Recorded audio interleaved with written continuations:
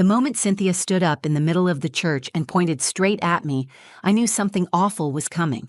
Her voice cut through the quiet like a knife. "That's the woman who begged my husband to take her back." Every head turned. The air shifted. People stared at me like I was some pathetic character in a drama they hadn't been warned about. I felt my throat tighten, my chest burn. I wanted to vanish. I didn't cry. I didn't defend myself. I bit my lips so hard it almost bled. I sat there perfectly still, trying to keep the shame from spilling out of my eyes. She wasn't finished. Cynthia let out a sharp laugh and added, "I almost feel sorry for her." I looked down at my hands. My fingers were trembling.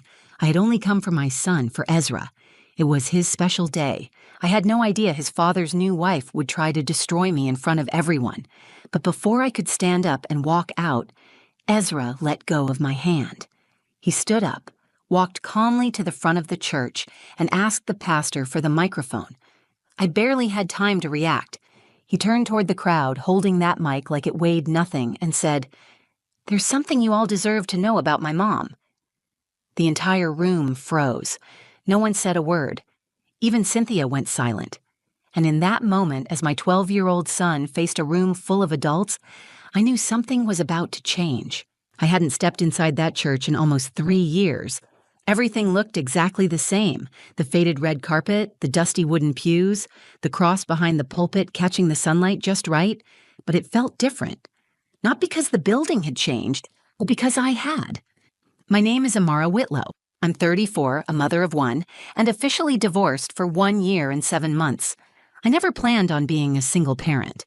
I never imagined I'd be sitting alone in the same church where I once stood in a white dress, smiling at a man I thought would love me forever. When my mother, Gloria, told me there was going to be a special youth service at the church and that Ezra was invited to be part of the dedication, I hesitated. I knew who else would be there. Darren, my ex-husband, and her, Cynthia, the new wife, the one he married less than 6 months after our divorce was finalized. "Ezra wants you there," my mother said, brushing her hand over my shoulder as we stood in my kitchen that Tuesday night. "You don't have to stay long. Just come for him." I agreed, because I couldn't bear to let him look into the crowd and not see me. That Sunday morning, I wore a soft blue dress I found on sale and tied my braids back into a neat bun. I practiced my smile in the mirror, but nothing could hide the nerves in my eyes. Ezra came into the room while I was checking my earrings. He wrapped his arms around my waist from behind. "You look pretty, Mom," he said, voice muffled against my back. I kissed the top of his head. "Thank you, baby." Ezra is 12, but thinks like he's 15. Too observant, too wise. He noticed things most kids didn't. He never asked me why his dad left. He just watched the quiet dinners, the nights I thought I was hiding my crying, the way I folded his father's leftover clothes and put them into boxes without a word. We pulled into the church parking lot and I sat in the car longer than I should have, staring at the doors. My stomach was twisting. My palms were cold.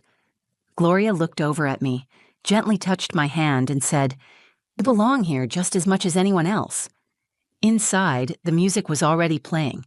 The sanctuary was almost full. I spotted Darren near the front, his arm around Cynthia's shoulder. She looked back and made brief eye contact with me. No smile, no nod.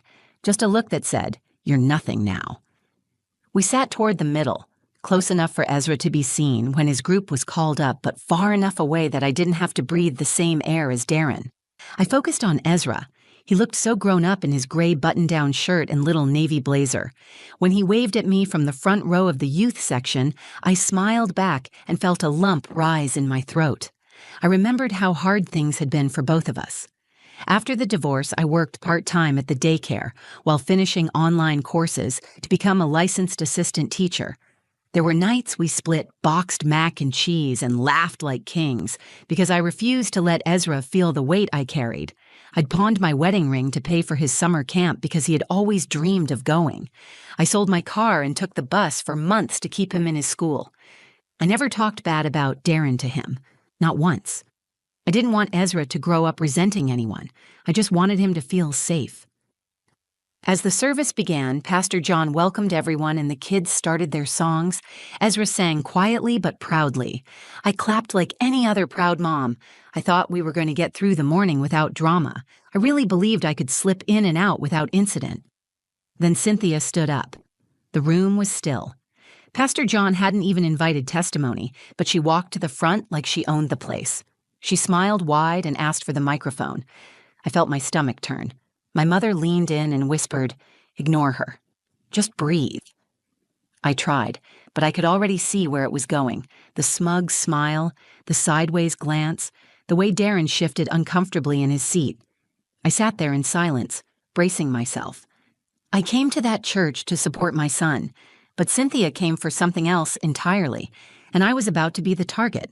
Cynthia stood at the front of the church with the confidence of a woman who believed she couldn't be touched. She flipped her hair back and gave the congregation a bright, rehearsed smile. Pastor John, clearly unsure what she was doing, held out his hand to gently take the microphone, but she shook her head and kept talking. "I just want to thank God," she said, her voice too loud, her tone too sweet, "because when He closes one door, He opens another." A few people nodded politely. A few clapped. She wasn't done. She looked right at me, then back at the room. "And I especially want to thank Him," she continued, "for saving my husband from going back to a place he was never meant to be." People began to shift uncomfortably in their seats. She turned toward the front row where Darren sat, not moving a muscle. "That's the woman who begged my husband to take her back," she said, pointing at me. "She's sitting right there." Gasps rippled through the church like a sudden storm. Every eye turned toward me. Someone in the back muttered something under their breath. I sat frozen. My heart slammed against my ribs like it was trying to get out. My mother reached for my hand, but I didn't grab it. I was trying not to fall apart. "I mean," Cynthia added with a bitter laugh, "it's a little desperate, don't you think?" Pastor John stepped forward quickly. "All right, let's redirect our attention to the youth. That's what today is about." Cynthia backed away, finally handing the microphone back. She shrugged like it was no big deal, but the damage was done. No one looked at the stage anymore. No one cared about the kids. All eyes were on me. I couldn't breathe. My face felt hot. It wasn't anger at first. It was shame, humiliation, a sick heaviness pressing down on my chest. I had worked so hard to hold my dignity together, to never speak a bad word about Darren, to let him move on with his life. And this is what I got. Ezra was sitting with the other kids at the side of the pulpit. He looked from me to Cynthia, his jaw clenched. I knew that look. He was trying to decide whether to say something or stay quiet. I caught his eyes and shook my head just slightly. I didn't want him involved. This was mine to carry. My mother leaned in. "You don't have to sit here and take this. We can leave." I whispered, "No." If I leave, she wins. I turned my gaze forward. My hands were shaking in my lap. My stomach was tight, and I could feel tears burning the backs of my eyes, but I didn't let them fall. I refused to give her that. I wasn't going to let Ezra see me fall apart, not today. I could feel the weight of judgment from people who didn't know the full story, who never saw what happened behind closed doors, who didn't know how hard I fought to keep my family together before it all unraveled. I remembered the night I found the messages on Darren's phone, the quiet apology he never said out loud, the way he moved out like he had already planned it weeks in advance. I remembered the day he introduced Ezra to Cynthia at the park like she was some family friend, when she was the very reason we weren't a family anymore. I had never told anyone I begged him to stay, but I did. Once. In our kitchen, after Ezra went to bed, I asked him to give our marriage one more chance. He shook his head and said, "It's already over, Amara." Now here she was, turning that one moment of vulnerability into a weapon, dragging it into the light in front of my child, my church, my neighbors. I sat still. I didn't cry, I didn't run.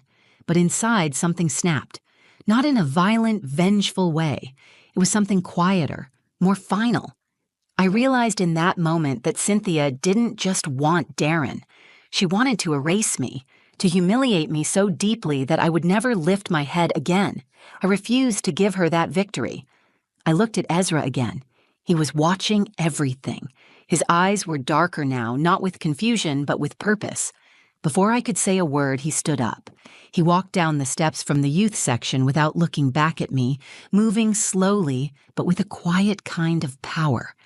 He walked straight up to Pastor John and said something too softly for me to hear. Pastor John looked surprised, then bent the microphone down and handed it to him. The room, still buzzing from Cynthia's outburst, grew suddenly still. Ezra took the microphone in both hands. He turned toward the crowd, cleared his throat, and said, "There's something you all deserve to know about my mom." Ezra stood at the front of the church with the microphone in his hands.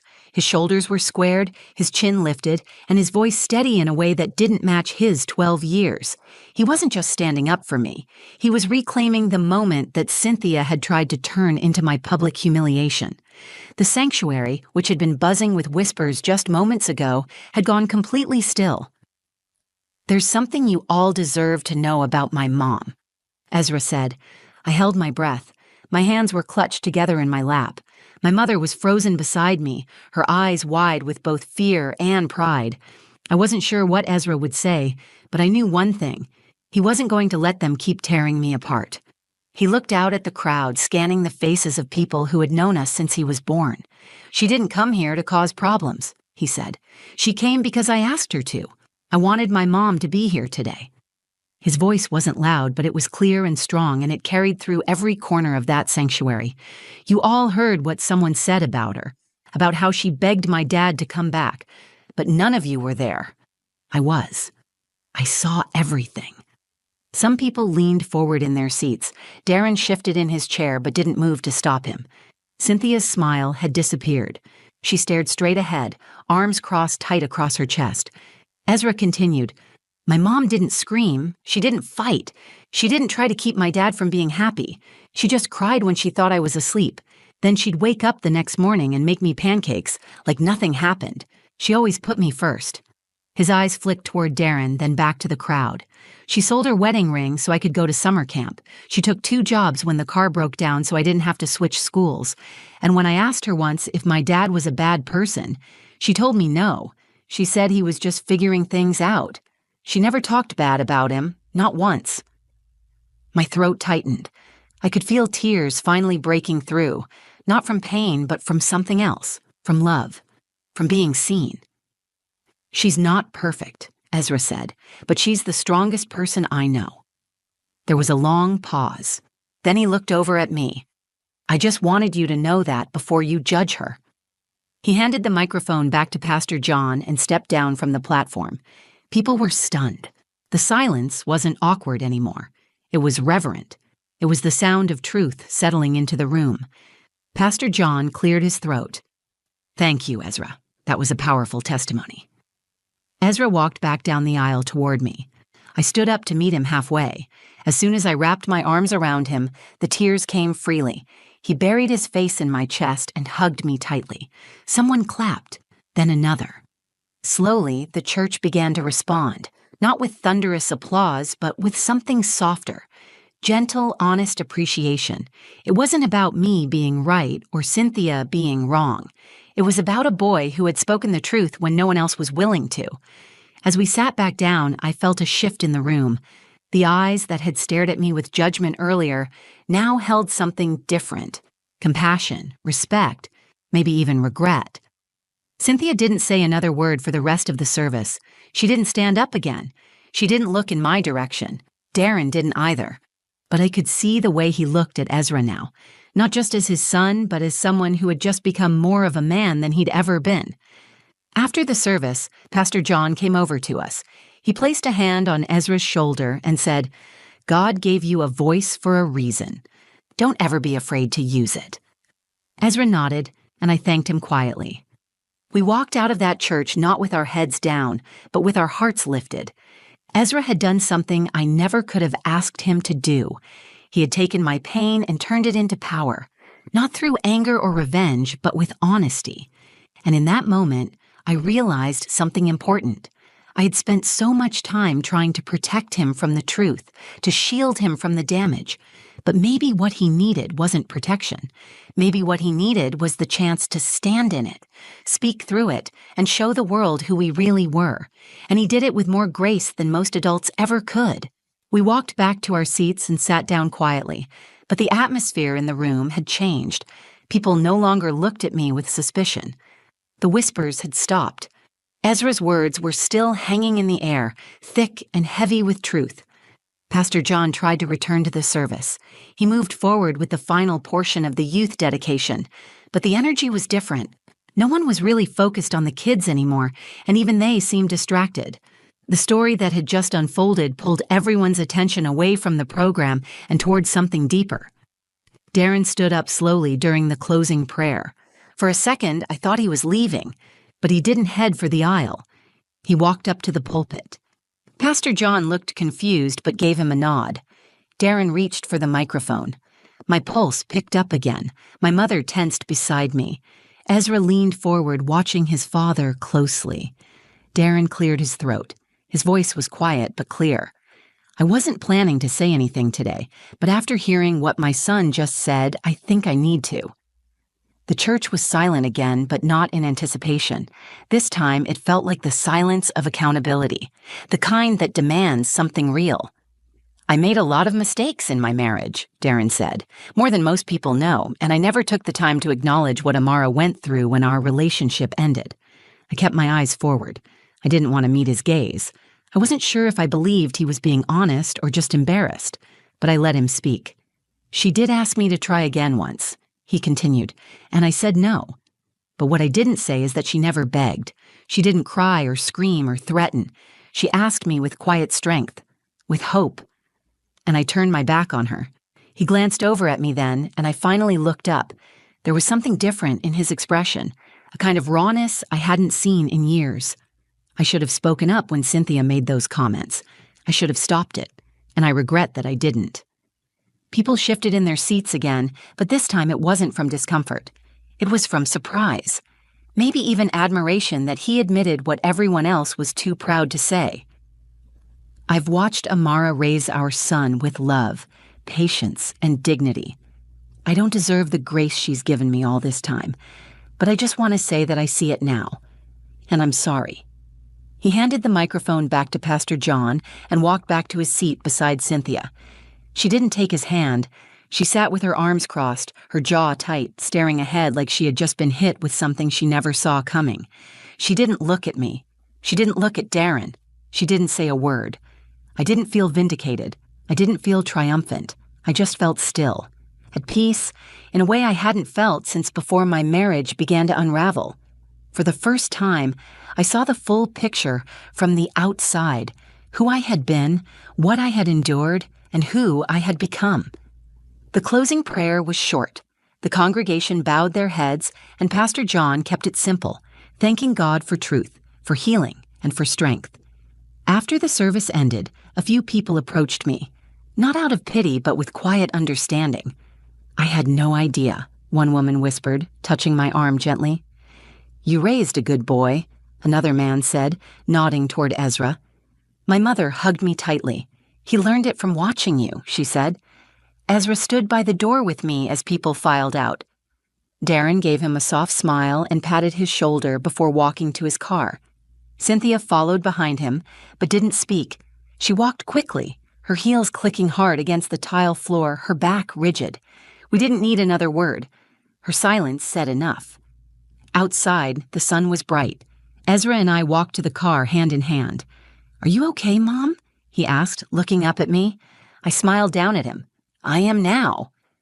There were no big scenes in the parking lot, no dramatic exits, just a quiet kind of closure, the kind that doesn't come from shouting or revenge, but from truth being spoken out loud by someone you love. Ezra had stood up for me when I couldn't stand for myself, and Darren, even if it came late, had acknowledged what needed to be said. I drove us home with the windows down. The wind whipped through my braids, and for the first time in a long while, I felt light. Not because things had been fixed, but because I no longer carried the weight of being misunderstood. That Sunday, my son reminded me that strength isn't always loud. Sometimes, it speaks in a soft voice behind a quiet face, from a heart that has seen everything and still chooses truth. The next few days passed quietly, but something inside me had shifted. I went back to work at the preschool that Monday, greeted by the usual sticky hands and high-pitched laughter. Nothing had changed outwardly, but I carried myself differently. My shoulders weren't so heavy. My smile came easier. I didn't feel like I was holding my breath anymore. That evening, I stood at the stove while Ezra sat at the kitchen table, working on his math homework. The smell of garlic filled the air. I watched him from across the room, pencil in hand, brow furrowed in concentration. He looked up suddenly and said, "You know I meant everything I said, right?" I nodded and turned down the burner. "I know. I'm proud of you, Ezra. You were brave." He gave me a small smile, then went back to his homework. He didn't need praise. He didn't do it for attention. He spoke up because something inside him knew it was right. That's the kind of person he's becoming. Later that night, I got a text from Darren. It was short. "Darren, Ezra's lucky to have you. I see that now." I stared at the message for a long moment. I didn't respond. Not out of anger, but because there was nothing else I needed to say. I wasn't looking for closure from him anymore. I had already found it. The next Sunday, I returned to the church, not for any special service, just a regular one. I wanted to see how it would feel. When I walked in, a few people greeted me with warm smiles. One woman hugged me. Pastor John waved from across the room. I didn't feel small. I didn't feel invisible. I sat down in the pew, and for the first time in a long time, I felt like I belonged. After the service, Pastor John approached me. He asked if I'd consider helping lead the new support group for single parents they were launching. I hesitated for a second, then said yes. Not because I had it all figured out, but because I knew what it felt like to walk into a room and think no one saw you. I knew what it meant to have someone stand beside you, even when it was hard. That week, I started writing in a journal again. Not about the past or the pain, but about the small moments. Ezra laughing in the back seat, my mother bringing over a casserole, the way the sun poured through our kitchen window in the morning. These moments didn't erase what happened, but they reminded me of who I still was underneath it all. Strong, steady, still standing. I realized that I had spent too much time letting other people's stories about me shape the way I saw myself. Cynthia wanted to humiliate me. Darren had once made me feel disposable, but my son, with 12 words and a microphone, gave me something no one else could. He gave me back my voice. People like to talk about resilience like it's some big dramatic thing, but sometimes resilience looks like showing up anyway. Sitting in the same church where you were humiliated, not because you want to prove anything, but because it's where your story deserves to be heard. Sometimes it looks like making dinner, helping with homework, walking past the people who once judged you, and smiling anyway. It's not loud, it's not flashy, but it's real. Ezra taught me that strength doesn't always come from adults. Sometimes it rises from a child who's been watching quietly, who sees the truth long before the world catches up. I don't know what Cynthia tells herself about what happened. I don't need to know. She showed everyone who she was, and so did I. The difference is I didn't need to say a single word. My son said everything that mattered. And because of that, I no longer carry the shame. I carry the story, the real one. The one where a woman lost her husband, found her dignity, and raised a boy brave enough to speak when it counted. The one where silence didn't mean weakness. The one where grace spoke louder than revenge. The one where truth stood up and asked for the microphone. And everyone listened. Thank you for listening to my story. Maybe you've been where I was. Silenced, shamed, misunderstood. Or maybe you're raising a child and wondering if they truly see you.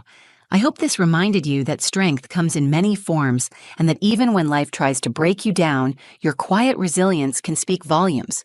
If this story touched you, please like the video so more people can find it. Share it with someone who might need to hear they're not alone. Leave a comment and tell me what part hit home for you. I read every single one. And if you want more real stories about healing, motherhood, and reclaiming your voice, subscribe to the channel and turn on notifications so you never miss a moment. Your story matters too. Keep telling it.